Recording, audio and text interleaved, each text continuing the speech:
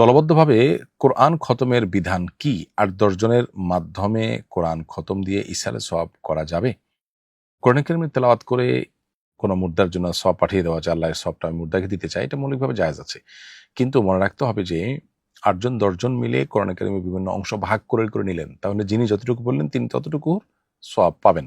এটা এককভাবে কারোর জন্য খতম হবে না। হ্যাঁ, এই ৮-১০ জনের সবাই তেলাওয়াতের অংশ যদি মুর্দার জন্য পাঠান, যে সওয়াবটা মুর্দাকে দিতে চায় আল্লাহ, এই উদ্দেশ্যে তিনি নিবেদন করেন, তাহলে সেক্ষেত্রে মুর্দার সেটা সওয়াব পুরাটাই পেয়ে যাবেন। এতে কোনো সন্দেহ নাই। কিন্তু টাকা দিয়ে আজকাল এরকম লোক রেখে আপনার খন্দক পড়ানোর কালচার কমে গেলেও এখনো সমাজে আছে। অনেক আগে থেকে এটি চলে আসছে যে আমাদের দেশে লোক ভাড়া করে এনে ভাড়াটে হুজুরদেরকে দিয়ে কোরআন কারীমের তেলাওয়াত করানো হয়, খতম করানো হয় মুর্দার সওয়াব রেসানের জন্য। সেটা কিন্তু জায়েজ নয়। সেটা শরিয়াত দৃষ্টিকোণ থেকে নাজায়েজ। কারণ ইবাদত বন্দেগী করে তার বিনিময়ে নেওয়া জায়েজ নয়। কোরআন কারীমের তেলাওয়াত অন্যতম একটি ইবাদত, অতএব এর বিনিময় নেওয়া জায়েজ হবে না। নখ কাটা সুন্নাহসম্মত পদ্ধতি কি এবং নখ কাটার নির্দিষ্ট কোনো সময় আছে কিনা?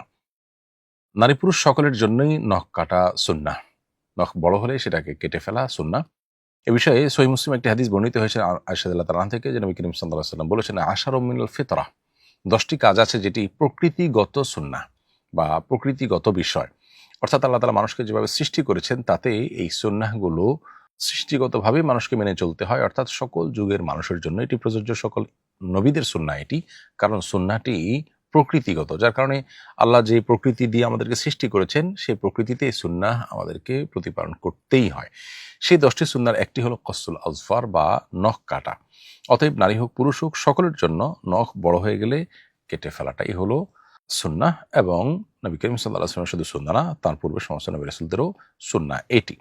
নখ কাটার ক্ষেত্রে বিশেষ কোনো পদ্ধতি পরিষ্কারভাবে হাদিসে বর্ণিত হয়নি যে অমুক আঙ্গুলের পরে অমুক আঙ্গুল, তারপরে তমুক আঙ্গুল, এরকম কোনো বর্ণনা কোন হাদিস দ্বারা প্রমাণিত নয়। তবে যে কোনো ভালো কাজের ক্ষেত্রে নবী রাসূলুল্লাহ সাল্লাল্লাহু আলাইহি ওয়াসাল্লাম ডানকে প্রাধান্য দেওয়া পছন্দ করতেন। সেই হিসাবে আমরা নখ কাটার ক্ষেত্রে আগে ডান হাতের, এরপরে বাম হাতের, পায়ের ক্ষেত্রে আগে ডান পায়ের, এরপরে বাম পায়ের নখ কাটবো। এটি হলো সুন্নাহ এর অনুকূল। এর বাইরে নখ কাটার জন্য নির্দিষ্ট আলাদা কোনো পদ্ধতির কথা কোরআন বা হাদিসের কোথাও বর্ণিত হয়নি। বিবাহের খুতবা বর চাইলে নিজেই কি দিতে পারবে? হ্যাঁ, বর চাইলে তার নিজের বিবাহের খুতবা তিনি নিজেই দিতে পারবেন।